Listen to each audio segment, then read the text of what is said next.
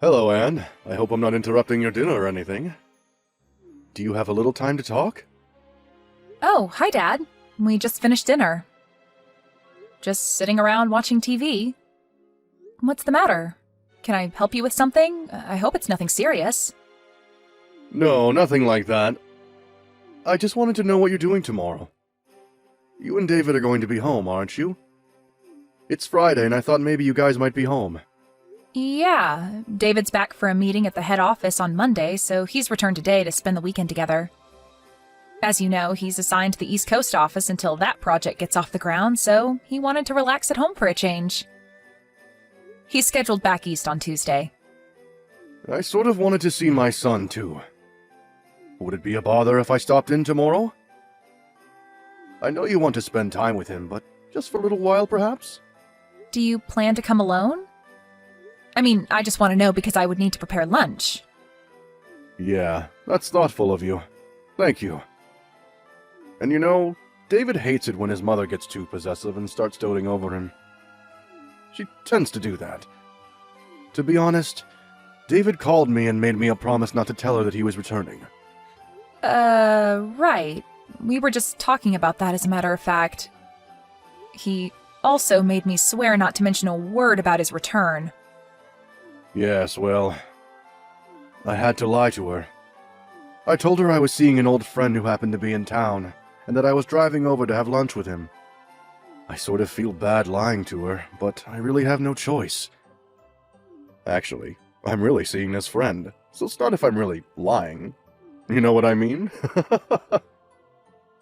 Oh, okay. That's way better. I'll talk to David later so we can get our story straight, just in case. Yeah, thanks. Better to be on the safe side just in case. Okay, so tomorrow I plan to meet up with my friend in the morning, and then I will head over. Is 1 p.m. or so alright with you guys? Yeah, no problem. I'll have lunch ready for you. I bet you're excited to see your son. Yes, certainly am. Okay, Anne. See you tomorrow.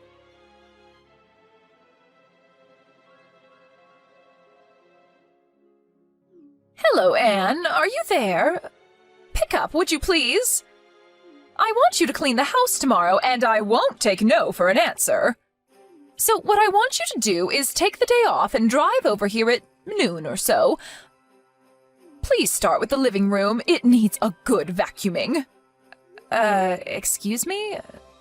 This is all kind of sudden, isn't it? I said no excuses! You have your car, right?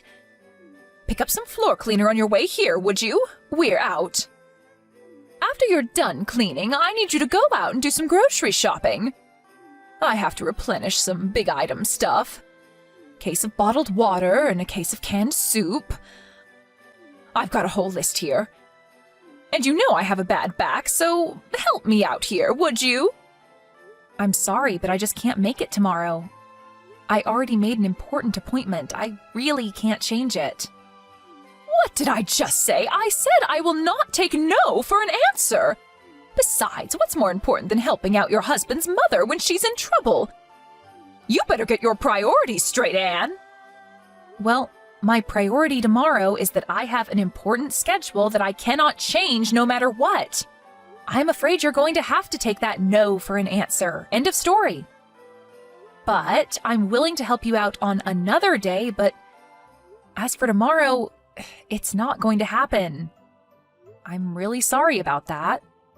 I'm just asking you to do a little cleaning and shopping for me, for Pete's sake. That's the least you can do for your mother. Mother? Where do you think I live? You're at least an hour and a half drive away. I can't just pop over there and do the cleaning and shopping and pop back home again. It would take the entire day. Am I hearing you right? What's an hour and a half drive anyway? That's nothing. You know what people call women like you. They call people like you foot draggers. A lazy bum is what you are. I just cannot understand why David even married you. How can you act this way towards your mother-in-law? No matter what you say, Mother, I'm not changing my schedule, and that's that. No further discussion required. Goodbye.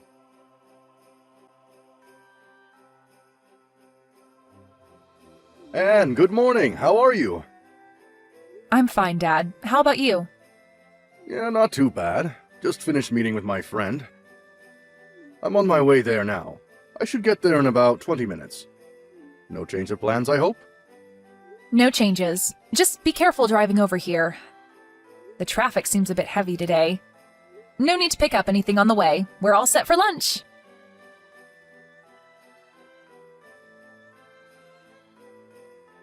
Anne, where the hell are you? I thought you would be cleaning the living room about now. I always knew you were lazy, but I didn't realize you were this much of a good-for-nothing slacker. I waited all morning for you. I never thought you would defy me so blatantly. There are consequences for your insubordinate attitude. You do realize that, I hope. The living room still needs vacuuming, and you still have to pick up all those items at the grocery store. The store's not going to be open all night. I want this done today. This is the job of the daughter-in-law. You must get over here right this minute and get to work. I want you here in 30 minutes. No ifs, ands, or buts about it. You hear me, Anne? There will be consequences if you disobey me. As punishment for defying me and not showing up as I asked, you are going to have to prepare dinner tonight, too. And I'm not talking about slapping a ham and cheese sandwich together. A proper dinner. You got that? Mother, are you finished? You were going on, and I couldn't get a text in edgewise. I thought I told you I wasn't going over there. I have another important appointment that I cannot cancel. I thought you understood. And I thought I told you to give your mother-in-law priority above all others, didn't I? I said my answer was no. And I wanted no further discussion about it. What is so hard to understand about that? You really are one cheeky woman, Anne. And to think that my dear son, my precious David, married you, what was he thinking? You're just a deadbeat wife, you know what, Anne? I want you to divorce my son and disappear from our family forever. That's what I want from you. Mom, I would refrain from such name-calling if I were you. It's not as if we're simply talking face-to-face. All this is recorded and saved. Name-calling, huh? I'm being kind. I have worse things I want to call you, but I'm holding back. Besides, what I'm doing is providing discipline to a disobedient daughter-in-law. That's what I'm doing. I may name-call on occasion, but it's for your own good. Okay, whatever, but I should tell you that your husband is furious. My husband? What are you talking about? He's not even here today. He's off meeting some old friend that's in town.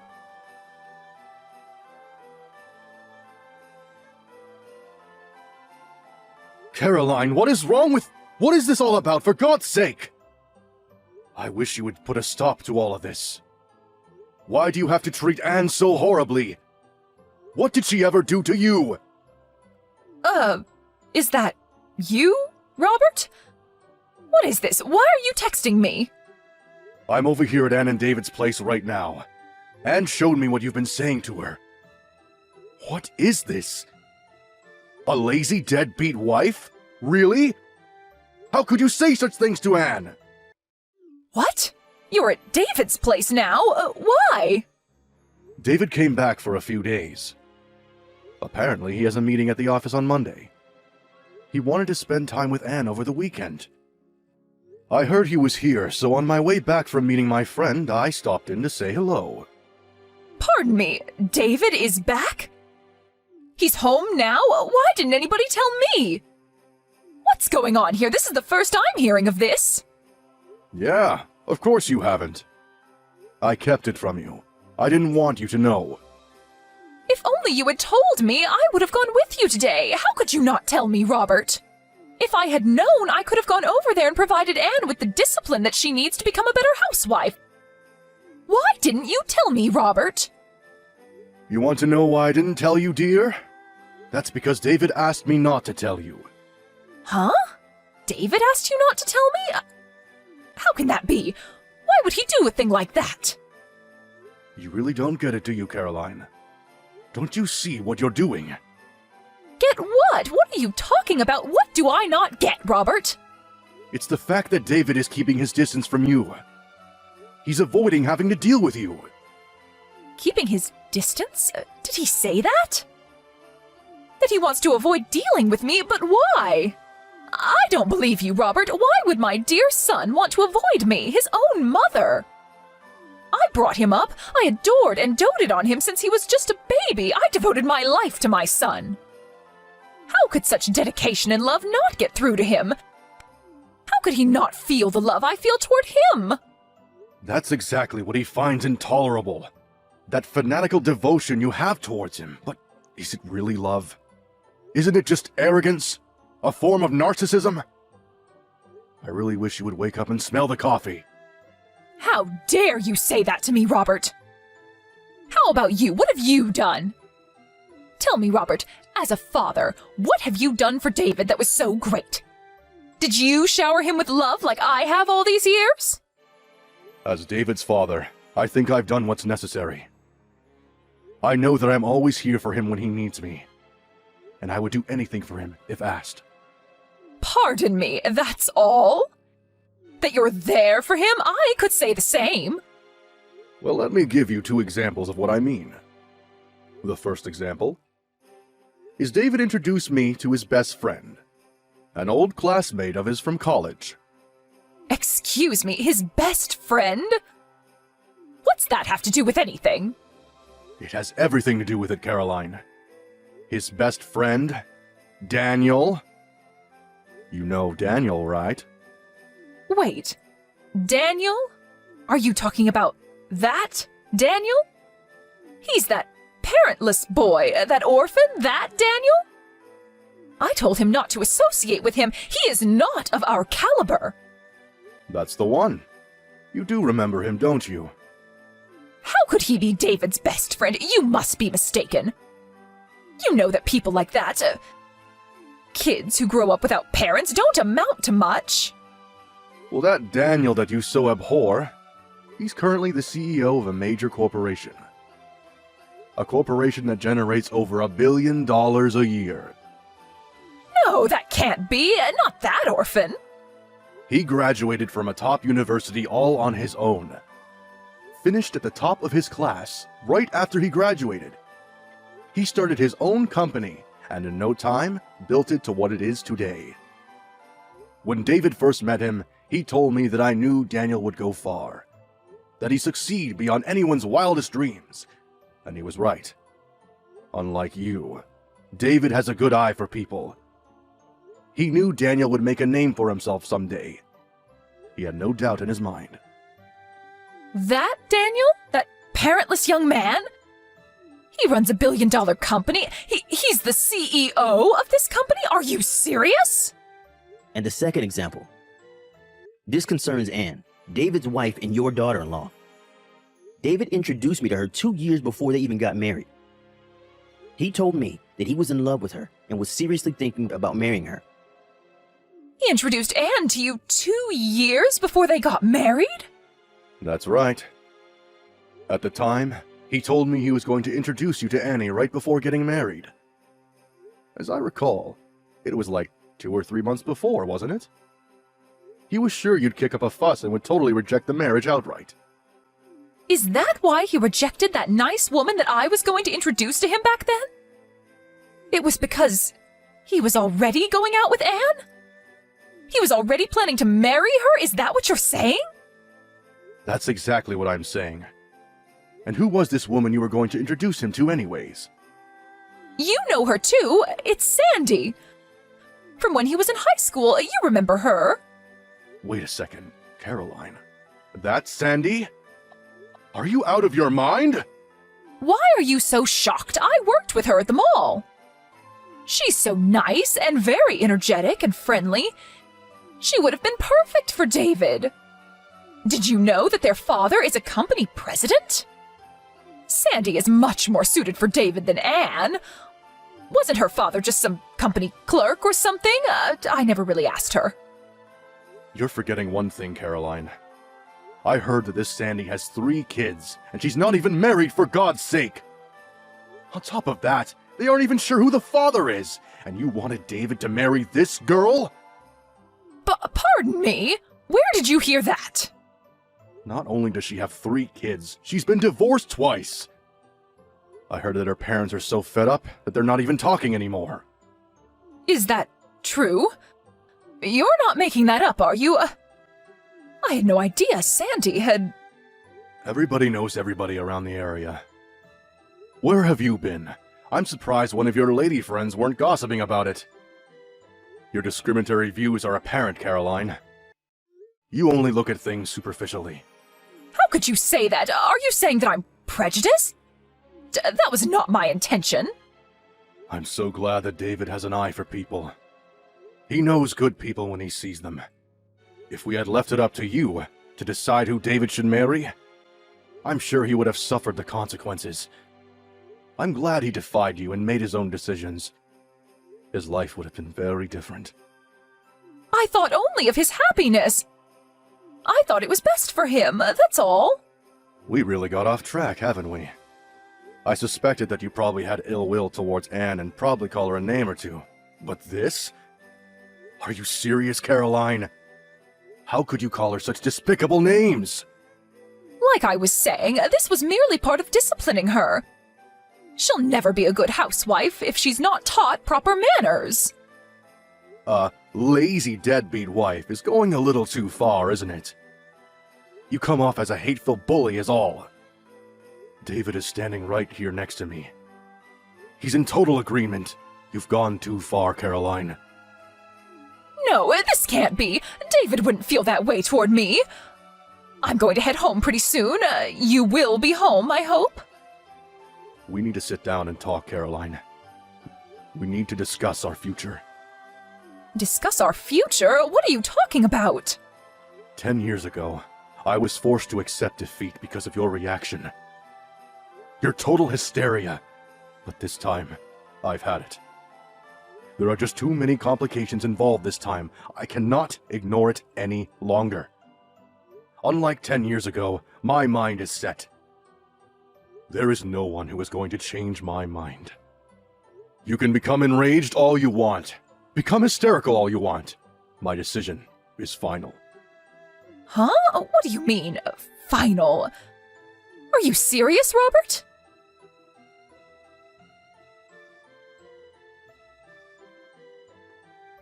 Anne, where are you? Where did you disappear to, for Pete's sake?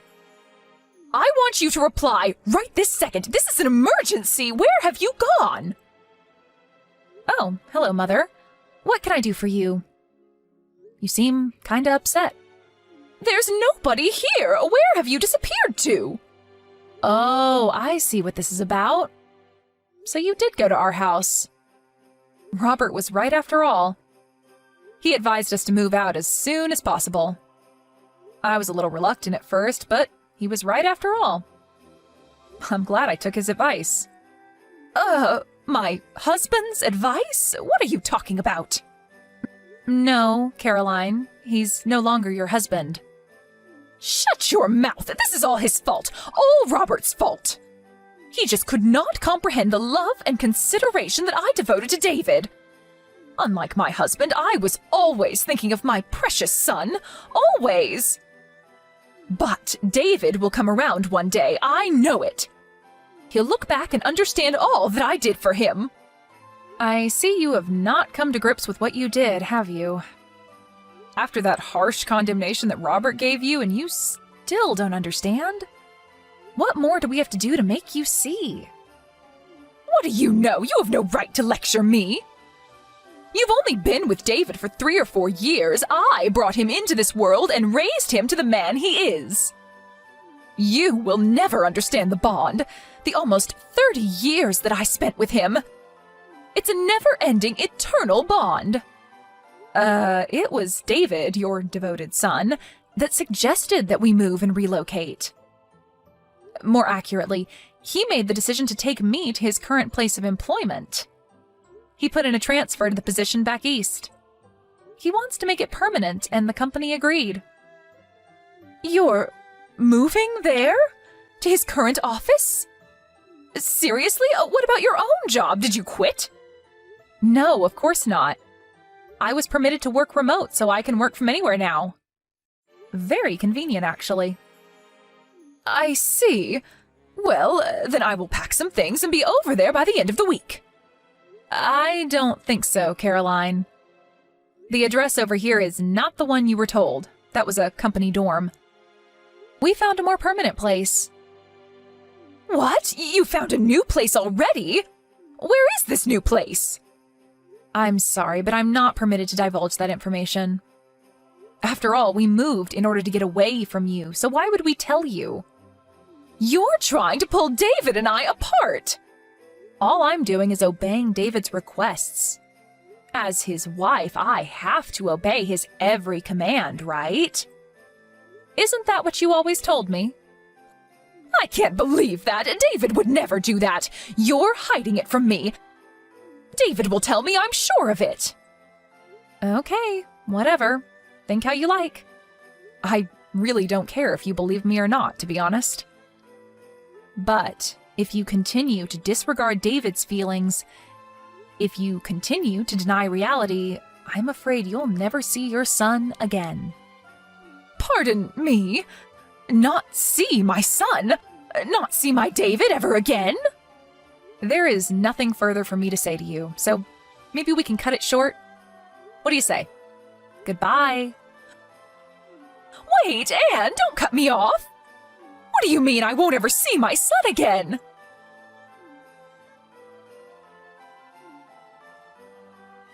Don't you dare cut me off, Anne! You'll regret this, Anne! No matter what we said, no matter how we tried to explain it to her, she just could not accept the fact that David was sick and tired of her abnormal devotion and love for him. Maybe her love for her son is so strong nothing will convince her otherwise. David tried various ways to make his mother understand his feelings, to no avail.